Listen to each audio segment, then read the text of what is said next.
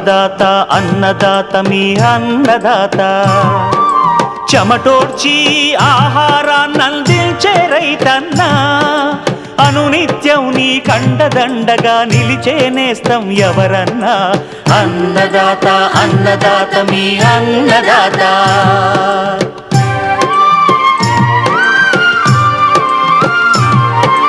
నూతన రీతుల సాగుబడికి నూరింతలు పెరిగే దిగుబడికి సూచనలిచ్చే సస్య రక్షణకు పశు పోషణకి శాస్త్ర విజ్ఞానం అందించి ముందుకు నడిపే తెలుగు రైతు భారతదేశానికి మకుటం అయ్యేలా తీర్చిదిద్దే ఆశయంతో మిమ్ము మేలు కొలిపేది అన్నదాత అన్నదాత అన్నదాత మీ అన్నదాత అన్నదాత అన్నదాత మీ అన్నదాత.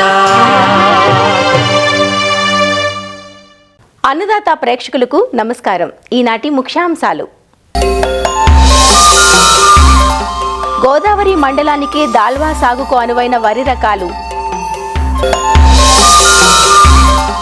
అధిక దిగుబడుల కోసం బీట్రూట్ సాగులో మేలైన యాజమాన్యం, వాతావరణ ఆధారిత వ్యవసాయ సూచనలు, ఇంకా జై కిసాన్ వ్యవసాయ సమాచారం.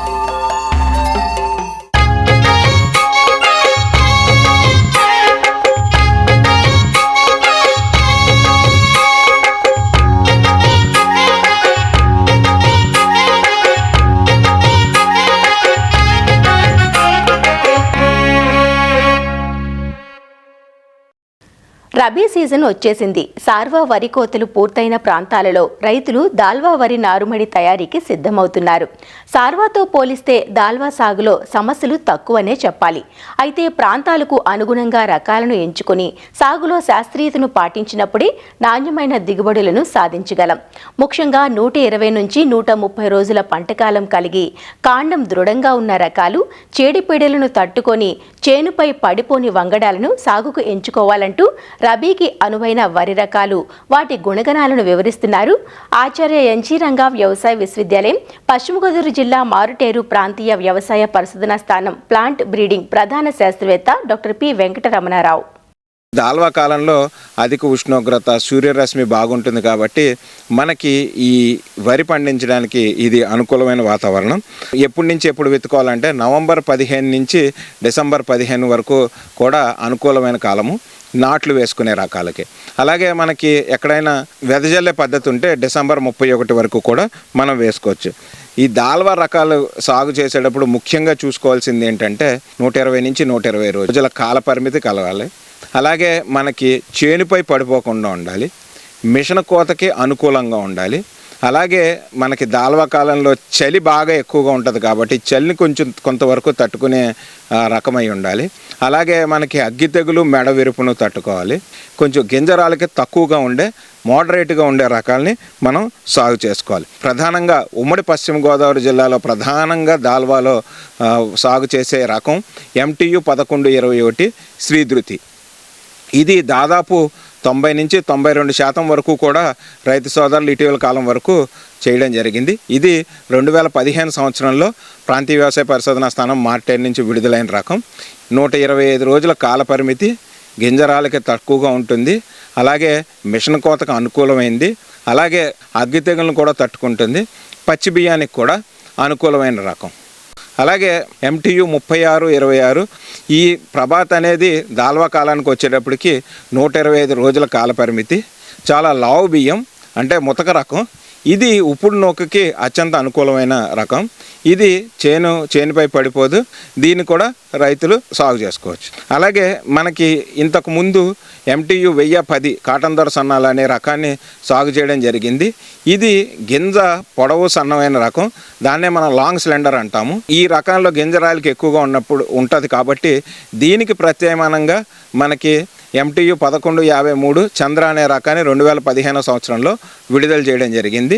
ఇది 120 రోజుల కాల పరిమితి, చేనుపై పడిపోదు, అగ్గి తెగులను తట్టుకుంటుంది, గింజరాలిక తక్కువగా ఉంటుంది. అలాగే MTU 1153ని దగ్గరగా పోలి ఉండే MTU 1156 తరంగిణి అనే రకాన్ని కూడా 2016 సంవత్సరంలో విడుదల చేయడం జరిగింది. ఇది కూడా గింజ సన్నం పొడవుగా ఉంటుంది, గింజరాలకి తక్కువగా ఉంటుంది, మిషన్ కోతకు అనుకూలంగా ఉంటుంది, 120 రోజుల కాల పరిమితి, అలాగే అగ్గి తెగుల్ని తట్టుకుంటుంది. 2022 సంవత్సరంలో చూసుకున్నట్టయితే మనకి MTU 1293 ఒక రకాన్ని జీవసాంకేతిక పరిజ్ఞానం ద్వారా 1010లోకి చౌడును తట్టుకునే గుణాన్ని చొప్పించబడిన రకం విడుదల చేయడం జరిగింది. ఇది 115 నుంచి 120 రోజుల కాల పరిమితి, చౌడు నేలలకి ఇది అత్యంత అనుకూలమైన రకం.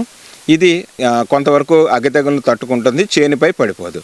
అలాగే MTU 1210 సుజాత అనే రకాన్ని 2019 సంవత్సరంలో విడుదల చేయడం జరిగింది. ఇది దాల్వా కాలానికి వచ్చేటప్పటికి 125 రోజుల కాల పరిమితి, చేనుపై పడిపోదు, గింజరాలుగా తక్కువగా ఉంటుంది, అలాగే అగ్గి తెగులను మరియు కొంతవరకు దోమపోటును కూడా తట్టుకుంటుంది.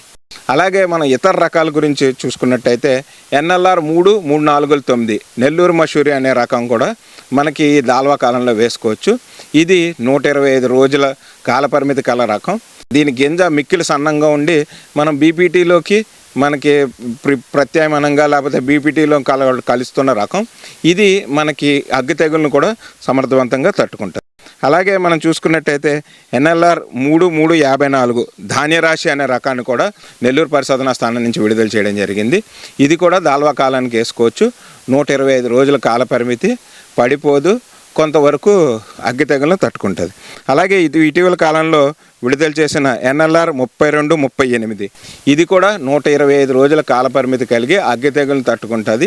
ఈ రకానికి ప్రత్యేకం ఏంటంటే దీంట్లో 24.5% ppm జింక్ ఉండడం వల్ల ఇది మనం బయోఫోర్టిఫైడ్ వెరైటీగా మనం దీన్ని పేర్కొనవచ్చు.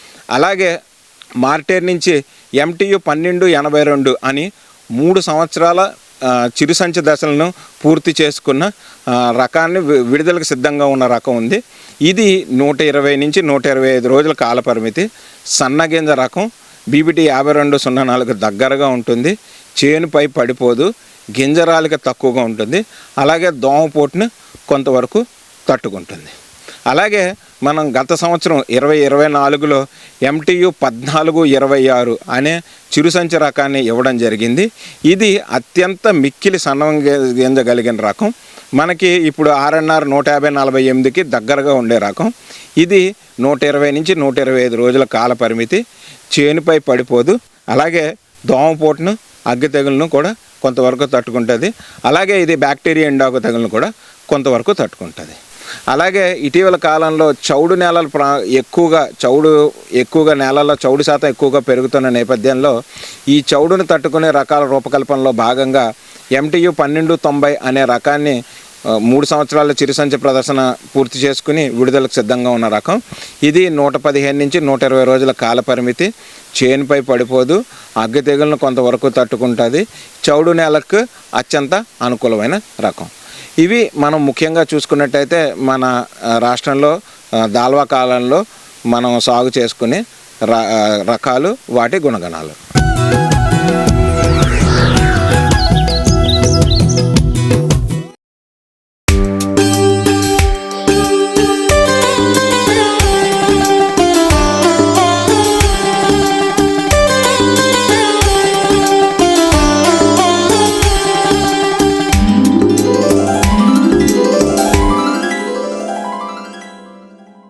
రైతుకు రోజువారీ ఆదాయాన్నిచ్చేవి కూరగాయ పంటలు. ముఖ్యంగా పట్టణ పరిసర ప్రాంతాల్లో కూరగాయల సాగును ఎక్కువగా చేపట్టి డిమాండ్ను అందిపుచ్చుకుంటూ ఉంటారు. వీటిలో స్వల్పకాలంలో చేతికొచ్చే దుంపజాతి పంట బీట్రూట్. కూరగాను, సలాడ్గాను, సహజ రంగుల తయారీలోనూ పలు రకాలుగా వీటి వినియోగం పెరగడంతో సాగు విస్తీర్ణం కూడా పెరుగుతోంది. రకాన్ని బట్టి విత్తిన 60 రోజులకే అందివచ్చే బీట్రూట్ సాగులో నీరు, పోషక యాజమాన్యం, చీడపీడల పట్ల సరైన అవగాహనతో ముందడుగు వేస్తే మంచి దిగుబడులు సాధించవచ్చునంటూ వివరాలు తెలియజేస్తున్నారు ఆచార్య NG రంగా వ్యవసాయ విశ్వవిద్యాలయం, శ్రీకాకుళం జిల్లా సీతంపేట వ్యవసాయ పరిశోధనా స్థానం సీనియర్ శాస్త్రవేత్త డాక్టర్ P. వెంకట్రావు. ముఖ్యంగా రబీలో బీట్రూట్ను కూడా ఈ మధ్యకాలంలో సాగు చేయడం జరుగుతుంది కానీ ఆశించినటువంటి దిగుబడులు రావట్లేదు. కాబట్టి రైతు సోదరులు కొన్ని ముఖ్యమైన అంశాలపైన దృష్టి సారిస్తే మంచి దిగుబడి రావడానికి అవకాశం ఉంటుంది. ఆగస్టు నుంచి నవంబర్ చివరి వరకు కూడా విత్తుకోవచ్చు. ఇక నేలల విషయానికి వచ్చేసరికి ఏంటంటే సారవంతమైన ఇసుకతో కూడినటువంటి నేలలు అనుకూలము. అదేవిధంగా ఉదయం సూచిక 6 నుంచి 7 ఉన్నట్లయితే మనకి బాగా పనిచేస్తుంది. గరప నేలలు బాగా అనుకూలము. నేలను అదును వచ్చే వరకు బాగా దుక్కి దున్నాలి. ఆఖరి దుక్కిలో ఎకరానికి 10 నుంచి 12 టన్నుల పశువుల ఎరువు వేసిగాని బాగా కలిగి దున్నేస్తే మనకి దుంపలు బాగా ఊరడానికి బాగుంటుంది. ఇక రకాల విషయానికి వచ్చేసరికి ఏంటంటే డెట్రాయిట్ డార్క్ రెడ్ అనే రకం ఒక ప్రాచుర్యంలో ఉంది. దీని పంటకాలం ఏంటంటే 80 నుంచి 100 రోజుల పంటకాలం, అధిక దిగుబడినిచ్చే రకం. అదేవిధంగా క్రిమ్సన్ గ్లోబ్ అనే రకం కూడా ఉంది. ఈ క్రిమ్సన్ గ్లోబ్ రకం కూడా గడ్డ గుండ్రంగా ఉండి పైపొర లేత ఎరుపు రంగులో ఉంటుంది. పంటకాలం 90 నుంచి 95 రోజుల పంటకాలంగా ఉండి అధిక దిగుబడిని వస్తుంది. ఇంకోటి ఎర్లీ వండర్ అనే రకం కూడా ఉంటుంది. ఇది కూడా గుండ్రంగా ఎర్రగా ఉంటుంది. దీని పంటకాలం తక్కువ పంటకాలం మాట ఇది. అందుకే పేరు ఎర్లీ వండర్. 55 నుంచి 60 రోజుల్లో మన కోతకు వచ్చేస్తుంది కాబట్టి ఈ రకాన్ని కూడా సాగు రైతులు, ముఖ్యంగా మెట్ట ప్రాంతాలు, తక్కువ నీటి సదుపాయం రైతులు ఈ ఎర్లీ వండర్ని నాటుకోవడానికి అవకాశం ఉంటుంది. విత్తన మోతాదు విషయానికి వచ్చారంటే బీట్రూట్ విత్తనాలను సీడ్ బాల్స్ అంటారు. ఒక్కో దానిలో 2 కంటే ఎక్కువ విత్తనాలు ఉంటాయి అన్నమాట. అందుకే దీన్ని సీడ్ బాల్స్ అంటారు. మనకి ఎకరానికి 3 నుంచి 4 కిలోల విత్తనం అయితే సరిపోతుంది. అదేవిధంగా నాటే విషయానికి వచ్చేసరికి ఏంటంటే వరుసల మధ్య 45 సెంటీమీటర్లు ఉండేటట్టు, మొక్కల మధ్య ఏంటంటే 8 నుంచి 10 సెంటీమీటర్లు ఉండేటట్టు కానీ మనం నాటుకున్నట్లయితే మనకి మొక్కల సాంద్రత సరిగా ఉండి మంచి దిగుబడి రావడానికి అవకాశం ఉంటుంది. ఏంటంటే విత్తుకోవడం కూడా స్టాగర్డ్ సోయింగ్ అనమాట. తక్కువ వేస్తాం కాబట్టి దాంట్లో కూడా ఈవెన్ ఎకరా వేసినా కానీ 20 సెంట్లు చెప్పున 5 సార్లుగా మనం 15 రోజుల తేడాతో కానీ విత్తుకున్నట్టు అంటే మార్కెట్ డిమాండ్ తగినంగా మనం సప్లై చేయడానికి అవకాశం ఉంటుంది కాబట్టి ఇది ఒకటి చేసుకోవచ్చు. అదేవిధంగా ఎరువుల విషయానికి వచ్చేసరికి ఏంటంటే ఆఖరి దిక్కులో ఎకరానికి 14 కిలోల నత్రజని, 44 కిలోల భాస్వరం, 14 కిలోల పొటాష్ ఇచ్చే ఎరువులను వేసుకోవాలి. ఆ తర్వాత 20 రోజుల సమయంలో 14 కిలోల నత్రజని, 14 కిలోల పొటాష్ ఇచ్చే ఎరువులను వేసుకున్నట్టయితే మనకి పోషకం మొత్తం పంటకాలానికి అంది మంచి దిగుబడి రావడానికి అవకాశం ఉంటుంది. ఇక అంతరకృషి విషయానికి వచ్చేసరికి ఏంటంటే బీట్రూట్ సాగులో గింజలు మొలకెత్తిన తర్వాత ఒక్కో సీడ్ బాల్ నుంచి సుమారు 2 నుంచి 6 మొక్కలు వచ్చే అవకాశం ఉంటుంది. కాబట్టి బలమైన ఒక మొక్క నుంచి మిగతా మొక్కలను తీసివేస్తే మంచి మనకు మొక్కల సాంద్రత కరెక్ట్గా ఉండి దుంప కూడా బాగా ఊరడానికి ఎక్కువగా అవకాశం ఉంటుంది. కాబట్టి దృష్టిలో పెట్టుకుని రైతులు ఈ విషయాన్ని పాటించాలి. కలుపు లేకుండా చూసుకొని మొక్కల మీదకు మన్నుని కానీ ఎగదోసినట్లయితే దుంపలు గడ్డ బాగా ఊరడానికి అవకాశం ఉంటుంది. కాబట్టి రైతు సోదరులు ఈ విధంగా చేసుకోవాలి. ఇక సస్యరక్షణ విషయానికి వచ్చేసరికి అంటే ఈ ఆకు తినే పురుగులు ఆశించడం వల్ల మనకి ఆకులు కన్నాలు అయిపోయి ఆహారం తయారు చేసుకోక దుంప ఊరడానికి అవకాశం లేకుండా ఉంటుంది. కాబట్టి దీని నివారణకు మలాథియన్ అనే మందుని లేదా డైమెథియేట్ అనే మందుని 2 మిల్లీలీటర్లు లీటర్ నీటికి చొప్పున కలిపి మనం పిచికారీ చేసుకున్నట్టయితే సమర్థవంతంగా నివారించుకోవడానికి అవకాశం ఉంటుంది. ఇక కోత విషయానికి వచ్చినట్టుగా మనకి స్వల్పకాలిక రకాల నుంచి మన సాధారణ రకాలు కూడా చూసుకున్నట్టయితే 60 నుంచి 100 రోజుల్లో పంట తయారవుతుంది. కాబట్టి పంట మొత్తం గడ్డతో సహా మొత్తాన్ని పీకి ఆకులు తీసివేసి తర్వాత మార్కెట్లో తరలించుకున్నట్టయితే మనకి నాణ్యమైన మన దుంపని మార్కెట్లోకి పంపించినట్టు అవుతుంది. మనకి ఈ రకంగా ఈ సస్యరక్షణ చర్యలు అన్నీ మనం జాగ్రత్తగా చేపట్టినట్టయితే సుమారు ఎకరానికి 10 నుంచి 12 టన్నుల దిగుబడి రావడానికి అవకాశం ఉంటుంది. కాబట్టి రైతు సోదరుల మధ్య ఎక్కువగా దీన్ని సాగు చేయడం కూడా మొగ్గు చూపుతూ ఉన్నారు.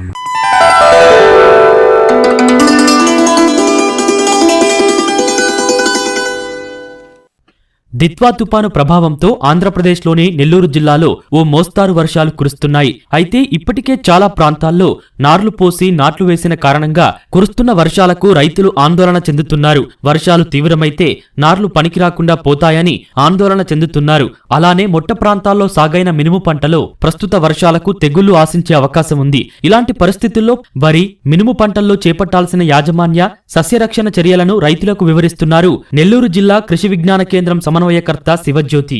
నెల్లూరు జిల్లాలో ప్రస్తుతం దిశా తుఫాను ప్రభావం చూపిస్తా ఉంది. మన రైతు సోదరులు వరిలో నారుమడులు వేస్తున్నారు. ఇప్పుడు మనకు నారేత కానీ ట్రాన్స్ప్లాంటింగ్ కానీ వేయాలంటే వర్షాలు ఆగిన తర్వాత వేసుకోమని సలహా చేస్తున్నాము. అలా కాకుండా నారుమడి ఎక్కడైతే 7 నుంచి 20 రోజుల మధ్య ఉన్న నారుమడి ప్రాంతాలలో పైన ఉన్న నీరునంతా కూడా తొలగించేసేసి ఆ నారులకి మనము వాన తగ్గిన తర్వాతనే 1 KG urea, 1 KG muriate of potassium చల్లినట్లయితే మనకు నారుమడి త్వరగా ఆకు పెరిగేసేసి నారు వేత వేసుకోవడానికి వస్తుంది. ఎక్కడైతే ట్రాన్స్ప్లాంటింగ్ వేసి ఉందో అటువంటి ప్రాంతాలలో పిలకల దశ కాని వచ్చుండుంటే అటువంటి ప్రదేశాలలో, అంటే మన నెల్లూరు జిల్లాలో బీపీటీ 5204 రకాన్ని ముందుగానే నారు పోసుకొని నారు ఏత వేయడం అనేది జరిగింది. అక్కడ మనము బూస్టర్ డోసుగా 20 కిలోల యూరియాని 20 కిలోల మ్యూరేట్ ఆఫ్ పొటాష్ని అదనంగా అందజేయాలని చెప్పి తెలియజేస్తా ఉన్నాము. తర్వాత మనకు ఎక్కడైతే వర్షాధారంగా పంటలు పండిస్తున్నామో మినుము పంట వేసి ఉన్నారు రైతు సోదరులు, మినుము పెసర. కాబట్టి ఇక్కడ మినుము వేసినప్పుడు ఎక్కడ ఒకవేళ నీరు నిలిచి ఉన్నట్లయితే మినుములో పంటలో ఉన్న నీటిని అంతా కూడా తీసివేయాలని తెలియజేస్తా ఉన్నాం. అలా కాకుండా ఈ వర్షాలకి మినుము పంటలో ఇనుపధాతు లోపం అనేది గమనించి చూస్తాము. కాబట్టి ఈ ఇనుపధాతు లోపానికి మనం ఫెరస్ సల్ఫేటు, అన్నబేది 5 గ్రాములు, నిమ్మ ఉప్పు 1 గ్రాము ప్లస్ మనము యూరియాని ఒక 10 గ్రాములు కలిపేసేసి 1 లీటర్ నీటికి కలుపుకొని పిచికారీ చేసుకున్నట్లయితే ఇనుపు ధాతు లోపం నుంచి మనము సవరించుకోవచ్చు. ఈ వర్షాలకి మనకు ఆకుమచ్చ కూడా ఆశించే అవసరం ఉంది. దీనికోసంగా సాఫ్ అంటే 2 గ్రాములు 1 లీటర్ నీటికి కలుపుకొని ఈ సాఫ్ను కూడా మనము పిచికారీ చేసుకున్నట్లయితే మనం మినుము పంటని ఆకుమచ్చ తెగుల నుంచి కూడా నివారించుకోవచ్చు. ఈ వర్షాలకి పోషకాల లోపాలు కొంచెం కనిపిస్తుంది కాబట్టి ఈ పోషకాలను సవరించుకోవడానికి 3-19 5 నుంచి 10 గ్రాములు 1 లీటర్ నీటికి కలిపి వారానికి 2 సార్లు లెక్కన కానీ కలిపి చల్లినట్లయితే మనము మినుము పంటను ఈ వర్షాల నుంచి కూడా తప్పించుకోగలుగుతాము. మన నెల్లూరు జిల్లాలో మిరప కూడా రైతు సోదరులు వేస్తున్నారు.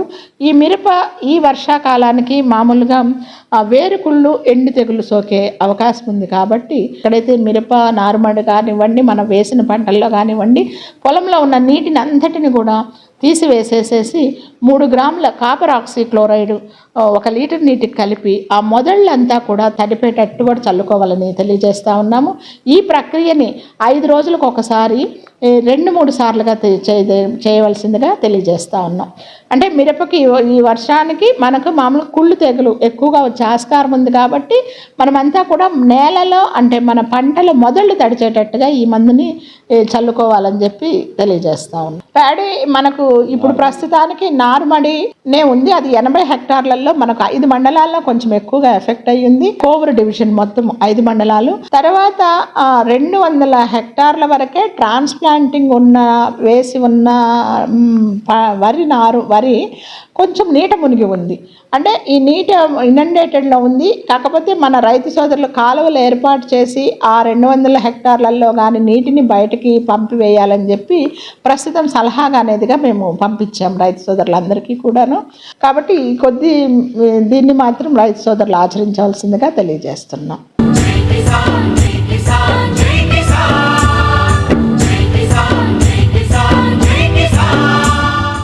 వ్యవసాయ సమాచారం ఇప్పుడు జై కిసాన్లో చూద్దాం. ఇటీవల సంభవించిన మోంతా తుపాను ధాటికి వ్యవసాయం తీవ్రంగా ప్రభావితమైంది. లక్షల ఎకరాల్లో పంటలు దెబ్బతినడంతో పెద్ద సంఖ్యలో రైతులు నష్టపోయారు. దాదాపు 80 నుంచి 100 కిలోమీటర్ల వేగంతో వీచిన గాలులకు ఖరీఫ్ పైర్లు పడిపోయాయి. కోస్తా తీరంలో కోతకు సిద్ధమైన వరి పంటకు తీవ్ర నష్టం వాటిల్లింది. పలు ఉద్యాన పంటలు కూడా దెబ్బతిన్నాయి. అయితే ప్రకృతి సేద్య విధానంలో పండించే పంటలు తుపానును కొంతవరకు తట్టుకుని నిలబడడం విశేషం. రసాయనాల వినియోగానికి దూరంగా ఉంటూ సహజ ఉత్పాదకాలను వాడిన కారణంగా వేరు వ్యవస్థ బలపడిందంటూ ప్రకృతి సేద్య విభాగం అధికారులు చెబుతున్నారు. మంతా తుఫాన్ ప్రభావం వల్ల రాష్ట్రంలో ఉన్న రైతాంగం అంతా కూడా చాలా పర్టికులర్లీ మరీ ముఖ్యంగా కోనసీమ, అలాగే ఈస్ట్ గోదావరి, అలాగే గుంటూరు, బాపట్ల ఈ కొన్ని జిల్లాలు బాగా తీవ్రమైనటువంటి నష్టాలు జరగడం జరిగింది. లక్షలాది ఎకరాల్లో పంట నష్టం, కోత దశలో ఉన్నటువంటి పంటలు ముఖ్యంగా వరి, బనానా పంటలు ఇవన్నీ కూడా చాలా తీవ్రమైన నష్టానికి గురి కావడం జరిగింది. అయితే వీటన్నిటిలో కూడా మనం గమనించవలసిన విషయాలు ఏంటంటే ప్రకృతి వ్యవసాయం పాటిస్తున్నటువంటి రైతులు తమ యొక్క వరి పొలాలను మరి వాళ్ళు చాలా ఆనందంగా వాళ్ళు షేర్ చెప్తున్నది ఏంటంటే వరి పొలాలు విపరీతమైనటువంటి 110 కిలోమీటర్ల వేగంతో వీచిన గాలులకు కానీ 2 రోజులు వరుసగా కుండపోతగా కురిసినటువంటి వర్షాల వల్ల కానీ నీరు పొలంలో నిలబడినా కూడా ఆ యొక్క నీళ్ళంతా కూడా ఇంకిపోయి నష్టం అనేది 5% కంటే ఎక్కువ లేకుండా కొద్దిపాటి నష్టంతో మళ్ళీ నిలదొక్కుకోవడం జరిగింది. ఇది ఎంతైనా శుభ పరిణామం. ప్రకృతి వ్యవసాయం చేస్తున్నప్పుడు మనం ఎటువంటి రసాయనిక ఎరువులు కానీ పురుగు మందులు కానీ మనం ఏ విధంగా కూడా వాడడం లేదు రైతులందరూ కూడా. ఆ విధంగా వాళ్ళు ప్రకృతి వ్యవసాయ పద్ధతులు పాటించడం వల్ల భూమి అనేది బాగా సారవంతమైపోయి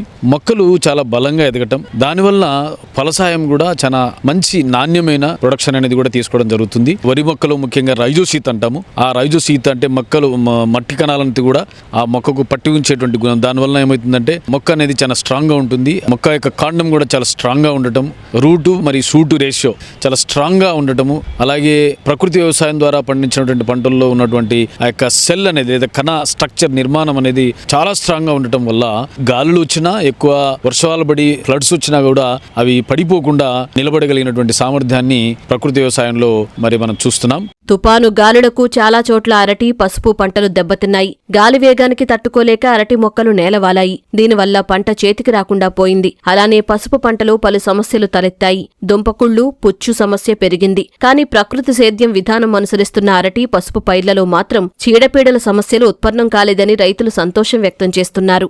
నేను ఎక్కువగా అరటి తోటలు సాగు చేస్తూ ఉంటాను. గత 3 సంవత్సరాల నుంచి మాత్రం ప్రకృతి వ్యవసాయం చేయటం మొదలుపెట్టాను. ఫస్ట్ నేలను తయారు చేసుకోవటం, నవధాన్యాలు చిమ్మి రెడీ చేసుకున్న తర్వాత అరటి మొక్కలు నాటుకోవటం, ఆ తర్వాత అరటికి వివిధ రకాలుగా జీవామృతం అని, పంచగవ్యం అని, ఇట్లాంటి హ్యూమిక్ యాసిడ్ ఇట్లాంటివన్నీ స్ప్రే చేసుకోవటం, మొదల దగ్గర పోయటం, ఆర్గానిక్ వ్యవసాయంలా చేయటం, అట్లా చేయటం జరిగింది. ఇలా చేయటం వల్ల ఏం జరుగుతుందంటే పెరిగే మొక్క చాలా దృఢంగా గట్టిగా పెరుగుతూ ఉంది. చిన్న చిన్న గాలులకి అలాగే ఎండలకి తట్టుకొని నిలబడటం జరుగుతుంది. అలాగే మార్కెట్లో కాయ వచ్చేసరికి 4-5 రోజులు కూడా చెడిపోకుండా మంచి టేస్ట్గా అలాగే ఉండటం జరుగుతూ ఉంది. ఈ వ్యవసాయం చేయటం వల్ల తక్కువ ఖర్చు అవుతుంది, అలాగే ఆరోగ్యవంతమైన పంట లభిస్తుంది. నేను ప్రకృతి వ్యవసాయం దగ్గరగా 5 సంవత్సరాల నుండి చేస్తున్నాను. పసుపు, కంద, అరటి మేజర్గా పండిస్తూ ఉంటాను. నేను 10 ఎకరాలు దగ్గరగా 10 ఎకరాలు భూమి సాగు చేస్తున్నాను. ఈ 5 సంవత్సరాల నుండి కూడా ఎటువంటి కెమికల్ ఫర్టిలైజర్స్ కానీ ఏమి వేయకుండా ఈ పసుపు కానీ, కంద కానీ, అరటి కానీ పండిస్తున్నాను. నష్టం లేకుండా చక్కగా వస్తుంది దిగుబడి కూడా. మిగతా పైరుల్లో ఏమవుతుందంటే ఇప్పుడు మనం వీటిల్లో ఈ కింద మల్చిలాగా, గ్రీన్ మల్చిలాగా ఇవైతే ఇత్తనాలు వేస్తున్నామో ఈ ఓవర్గా వాన పడినప్పుడు చక్కగా ఈ 3 నెలల పాటు బతుకుంటాయి. కాబట్టి మన వానాకాలంలో దాదాపుగా 3 నెలల నుండి 3.5 నెలల పాటు ఉండిద్ది. ఈ ఓవర్ ఇరిగేట్ అయిందంతా కూడా చక్కగా ఈ తీసేసుకొని పసుపుకి ఎంత కావాలో అంత ఉండి డ్యామేజ్ తక్కువ అయ్యేటట్టు చూసిద్ది అనమాట. ఇప్పుడు ఇంత తుఫాన్ వచ్చింది, ఇంత వాన నిలబడి మా కందకాలన్నీ నిండిపోయినా కూడా మన పసుపు ఇప్పుడు వరకు చక్కగా చాలా బాగుందన్నమాట. దీనిలో మనం కావాల్సింది ఏంటి, దీనిలో తెగులు రాకుండా నివారణకు మనం గ్రోత్ ప్రమోటర్గా పంచగవ్య కానీ అవి స్ప్రే చేసుకుంటున్నాం. దీనిలో ఇప్పటికి 2 సార్లే స్ప్రే చేశాను నేను పంచగవ్య కూడా. ఈ పంచగవ్య కూడా 2 రోజుల నాడే స్ప్రే చేశాను. దానిలో ఫిష్ ఎమినో కానీ అవి స్ప్రే చేసుకుంటా ఉన్నాము మనం. ఇప్పటివరకు తెగులు కూడా ఏంటంటే చాలా వరకు కంట్రోల్ అయింది, కొత్త కూడా రాలేదన్నమాట. ఎందుకంటే వాళ్ళు ఏంటంటే యూరియా ఇవన్నీ ఇస్తారు కాబట్టి అది ఫాస్ట్ గ్రోత్ ఉండి దానిలో కింద కాండం బలం లేక కొంచెం గాలి దోలంగానే మొత్తం సాపల్లే పడిపోయింది అనమాట. మొత్తం ప్రకృతి వ్యవసాయం చేస్తే అదే చెప్పట్లేదు. మనం ఎట్లయితే చిన్నప్పటి నుండి ఎక్సర్సైజ్ చేసి బాడీ గట్టిగా ఉండిద్దో అలాగే అవి కూడా ఏమైతే అంటే చిన్నప్పటి నుండి గట్టిగా తయారయ్యి ఎటువంటి కొంచెం ఏదన్నా బలంగా ఉన్నప్పుడు తట్టుకోగలుగుతాయి కొంతవరకు. ప్రకృతి విపత్తులకు ఎలాంటి పంటలైనా తలవంచాల్సింది. అయితే సహజ విధానాల్లో పంటలు సాగు చేస్తే నేల సారం పెరగడం, ఆరోగ్యకర దిగుబడులు సొంతమవడమే కాకుండా కొంతవరకు ప్రతికూల పరిస్థితులను సైతం తట్టుకుని నిలబడే అవకాశం ఉంటుంది. ఇలాంటి పరిస్థితుల్లో రైతులను ఇటుదిశగా నడిపించాల్సిన అవసరం ఎంతైనా ఉందంటూ నిపుణులు సూచిస్తున్నారు. మరిన్ని విభిన్న అంశాలతో రేపటి అన్నదాతలో మళ్ళీ కలుసుకుందాం. నమస్కారం. అన్నదాతలు తమ సందేహాలు, సమస్యలను 1800-425-4085 టోల్ ఫ్రీ నంబర్లో ఉదయం 10 నుంచి 11 గంటల మధ్య పని దినాలలో సంప్రదించగలరు. ఈ కార్యక్రమాన్ని యూట్యూబ్లో www.youtube.com/అన్నదాత ఈటీవీ లింక్ ద్వారా వీక్షించవచ్చు.